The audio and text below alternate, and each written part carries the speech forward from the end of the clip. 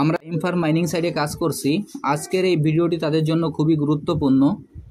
আমি প্রতিদিনের ন্যায় আজকেও আপনাদের দেখিয়ে দেব যে টাইম ফার্ম মাইনিং সাইটের যে ডেইলি কোডটি আছে সেই ডেইলি কোডটি ব্যবহার করে কিভাবে এখান থেকে আমরা 1 লাখের রেওয়ার্ডটি সংগ্রহ করতে পারি। আমি প্রথমে টাইম ফার্ম মাইনিং সাইটে প্রবেশ করি।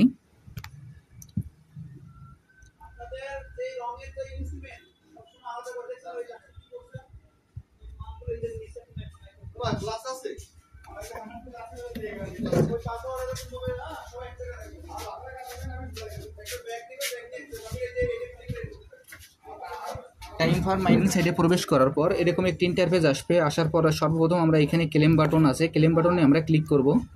আমি এখন ক্লেম বাটনে ক্লিক করছি। ক্লেম বাটনে ক্লিক করার পর এখানে আরেকটি ক্লেম বাটন আসবে, সেইখানেও আমরা ক্লিক করব। আমি এই ক্লেম বাটনে আবারও ক্লিক করছি।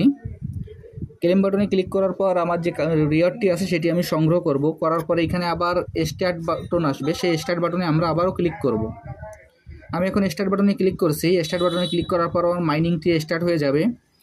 এরপর এইখানে যে আর্ন বাটনটি আছে আমরা আর্ন বাটনে ক্লিক করব।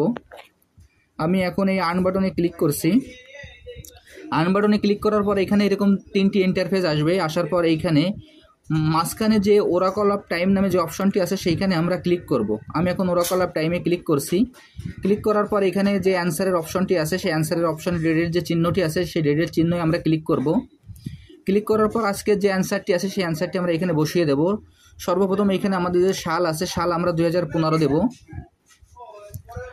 সাল 2015 দেওয়ার পর এইখানে মাস থাকবে আগস্ট, তারিখ হবে 7, অর্থাৎ আজকের অ্যান্সারটি হলো 7ই আগস্ট 2015।